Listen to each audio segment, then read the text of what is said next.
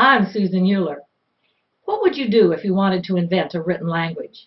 In this program, we're going to see some of the solutions our ancestors came up with, going all the way back to the Stone Age. Writing did not develop overnight. It was a gradual process that evolved step by step over thousands of millennia.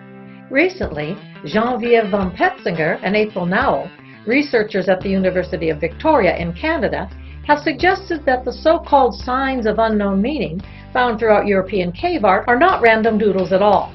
Rather, they carry specific meanings, which were clearly understood within the context of the culture that produced them.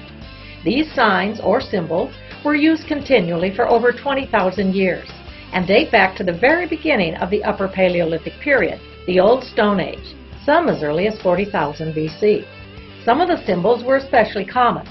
They looked something like Roman numerals and have been found on cave walls as well as inscribed on a necklace buried with a woman who lived some 16,000 years ago. But were these signs or symbols writing? Let's look at the difference between signs and true writing. Here is a sign you are certainly familiar with. It's a stop sign. Most people can recognize it by its shape and color alone. But to help drivers out, the word stop is added, written out in the language or languages spoken in the country where the sign is located. However, the shape and color remain the same, worldwide. So everyone, no matter what country they come from or what language they speak, can immediately recognize it and do what it says. That is, stop your car from moving at this point. And I might add, do not proceed until it's safe. There are similar signs on crosswalks, instructing pedestrians to stop walking and not cross the street until the cars have been given the signal to stop. But context is everything. Here are some negative human handprints painted on the walls of caves by Stone Age people some 17,000 years ago. They look very much like the international crosswalk sign for don't walk. But do they mean the same thing? Highly unlikely. In fact, I feel very confident in saying that these ancient handprints definitely do not indicate don't walk. So what do they mean? No way to tell, which points out a huge difference between signs and writing. With signs, we need to have context. They require shared cultural knowledge. Otherwise, they make no sense and cannot really be deciphered with any degree of certainty, especially the further we are removed from the people who made them.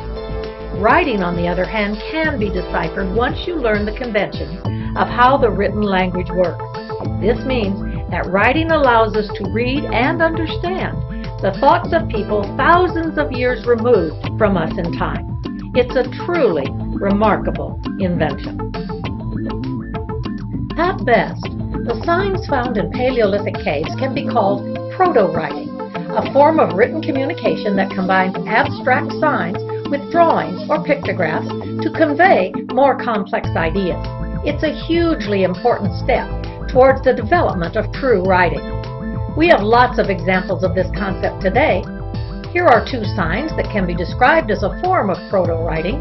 They contain no words, just pictures combined with abstract signs. Yet we know exactly what they mean.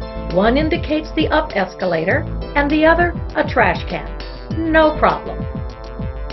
But would, say, an ancient Egyptian living some 5,000 years ago know what these signs mean? Definitely not, because he would have no cultural context for escalator or trash can. In fact, would he even recognize the little abstract figures as representing human beings at all? Might they be gods or space aliens? At least this is how many modern people interpret some of the rock drawings and other images created by ancient peoples, which is of course nonsense, but understandable, given that they look very strange to us. But not so strange if you consider the cultural context. But we don't always know the cultural context, and that's what makes writing such an important innovation. Sometime around 3000 BC, just before the beginning of the Bronze Age, some geniuses living in both Egypt and Mesopotamia figured out that in order to have a really successful written language, it had to be phonetic. That is, it had to represent the sounds of the spoken language. We call this an alphabet. Once you have a phonetic alphabet, then you can write about anything. Instead of relying on a pictograph or an abstract sign that may or may not be correctly interpreted by the viewer, you can write the word out phonetically, thus taking away the guesswork. And with an alphabet, you can write out any word, not just nouns, but verbs, adjectives, past tense, present tense, past conditional, and so on. Phonetic alphabets didn't begin all at once, of course. It was a gradual process, and each civilization arrived at their own solutions. But all civilizations began with pictographs and abstract signs, which gradually morphed into individual letters and/or characters. This evolution from pictograph to character can be clearly seen with the written language of ancient Mesopotamia, which is modern Iraq. Known as cuneiform, it's one of the world's earliest written languages. Now let's take a look at ancient Egyptian hieroglyphics. Hieroglyphics were invented around the same time as cuneiform, that is, around 3100 BC, during that transition between the end of the Neolithic and the beginning of the Bronze Age. Although hieroglyphics may look like simple pictographs, they are actually a phonetic alphabet that works very much like our own. Early 19th century archaeologists didn't understand this, of course, and thought the images of birds, snakes, and so on were simply decorations, or perhaps sacred signs that could never be fully understood by modern people. But we can't blame them for that. Even as far back as the time of the ancient Greeks and Romans, hieroglyphics were poorly understood, even by the Egyptians themselves. Therefore, they became known as sacred carvings. That's what the word hieroglyphics means in Greek. Although we tend to call all ancient Egyptian writing hieroglyphics, there were really four distinct styles: hieroglyphic, hieratic, Demotic, and Coptic. Hieroglyphics were the earliest form.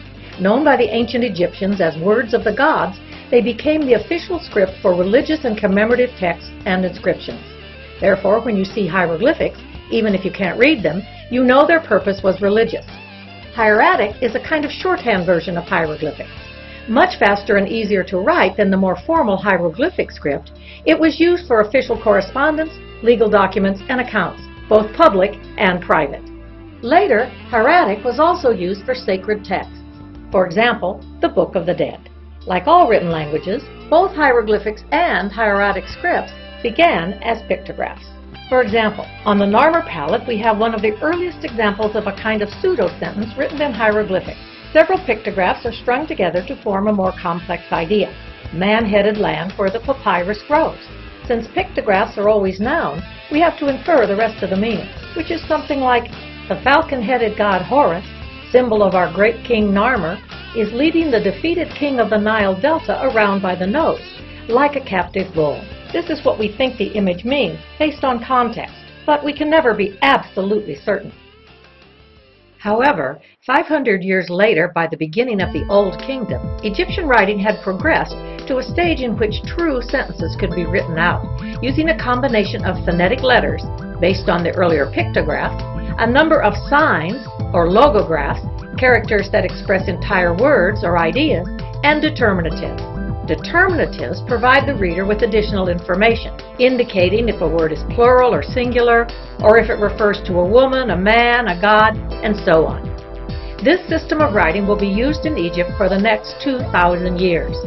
But as Jean-François Champollion observed in 1822, it's a complex system, writing figurative, symbolic, and phonetic all at once in the same phrase. Demotic came into existence around 600 BC and soon replaced the earlier hieratic script for written documents. Called the people's writing by the Greeks, it is actually a very cursive and simplified version of hieratic and uses the same characters, conventions, and syntax. Coptic, which was first used in the 1st century AD, is the last form of written ancient Egyptian, and it is the only one to be entirely phonetic. Its alphabet consists of 24 Greek letters, with an additional 6 signs derived from Demotic. A completely phonetic alphabet is a distinctive characteristic of modern Western written languages. By using a standard set of letters that represent spoken sounds, the modern Latin-based alphabet can be used to transcribe any number of different languages in a form that can be easily read and understood, thereby removing much of the confusion and mistranslations that plagued earlier systems of writing. For the 10-Minute Professor, this is Susan Ray Euler. Thanks for tuning in, and make sure you watch our next program.